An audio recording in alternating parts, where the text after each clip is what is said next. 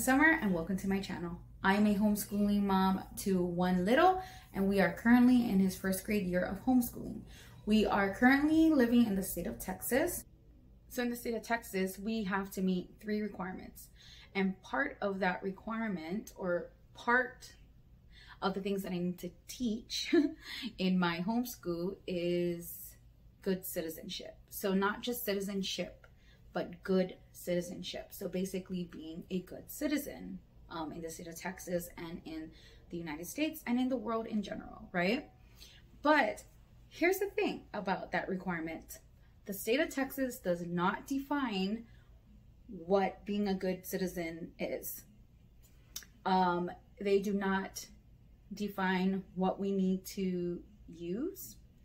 They basically leave it up for interpretation for every homeschooling family. And I mean, it's a good thing, but it's also confusing for some people.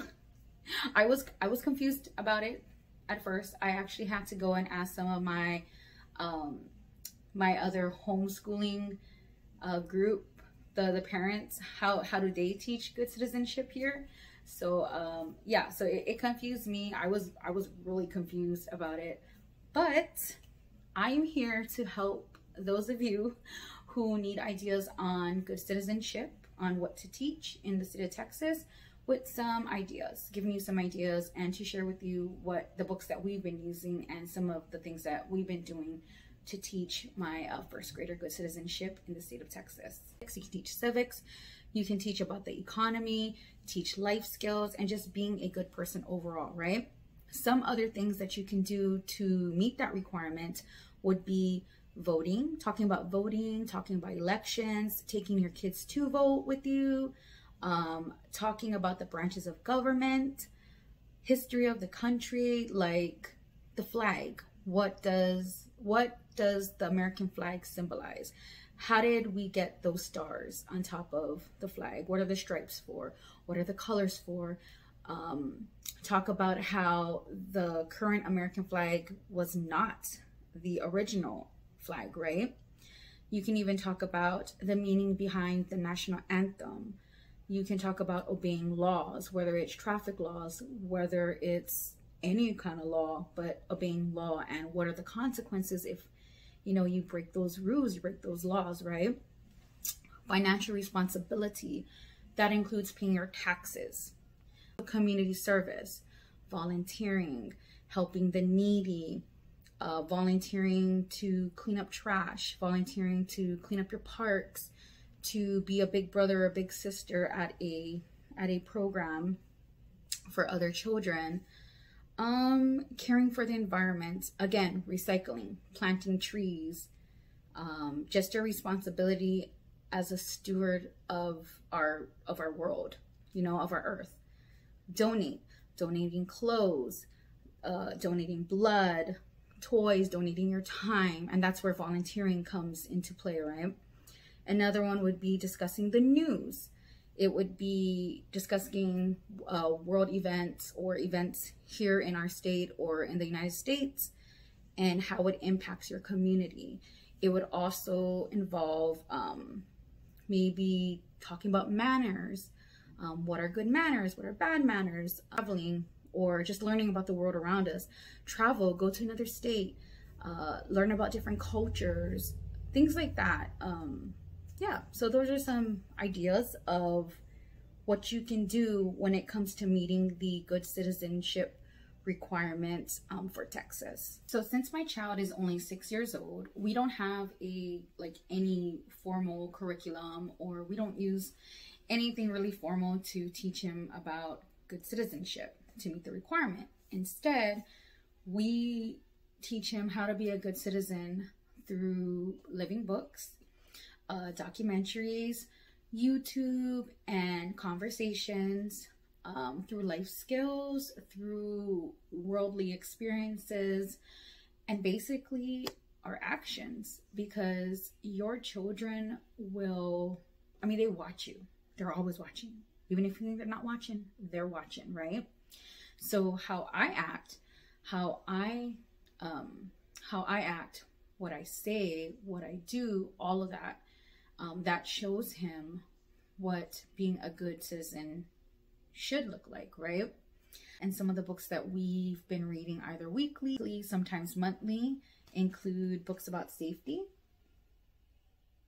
So this book in particular talks about transportation safety, like the rules of when you ride in a car, about buckling up, about not touching the buttons for the windows or the locks, keeping your hands in the car, bike safety, safety through transportation. We also when we take our son, we make sure we teach him about crossing the roads safely, about walking in a crosswalk, waiting for the light, waiting for the hand, looking both ways, holding a grown-up's hand, about never crossing the street by himself. We also have books about manners. And basically, to be a good citizen, you should have, manners, learn how to respect other people as well. So this is a very fun little cute book about 50 fun etiquette lessons. Super cute, super short. Very short little reads. This one is about using proper names and last names. There's another one about how to greet people. They also have all kinds of little goodies in here. Also have things like this: how to make a better world. And this one is great because it talks about self-care and kindness to yourself. It talks about community, like what it is, how to celebrate heritage, volunteering, putting a stop to bullying. It also talks about humanity, how to be finding your cause, raising money, volunteering, environment, green living, recycling, being, like I said, being good stewards to our planet. This is actually one of my son's favorite books. So cute. And then we also use this book, For Which We Stand. It talks about how our government works and why it matters. So just like mini civics lessons, we just read through it. So we read through it. We talk about city governments. We talk about county governments, voting, what voting is, how to cast your votes, the different ways to cast your votes, why it's important, what kinds of powers Congress has. So this is a really gentle way to introduce government and civics to your child. Another thing we like to use is our World Atlas, and this is our favorite. It's our absolute favorite. We love this atlas, but I have another video on that, okay? I'm gonna flip through, but we love this because it actually, it introduces us to different cultures. But it introduces us to different cultures around the world.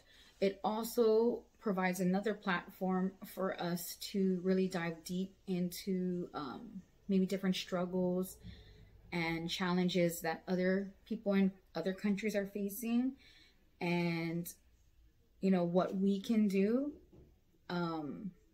here to help them, or what we can do here to prevent things like that from happening here. But I just hope this provided some useful information for those of you who are right now confused about how to meet that good citizenship requirement in Texas for homeschooling. I will drop some links below in the description box for the books that I showed you, and also there will be some other books and other resources below. I'll link below that you can go and purchase on Amazon as well. But that's all I got for you. Thank you so much for being here again. I really appreciate it. And as always, like this video if you like content like this, and hit subscribe.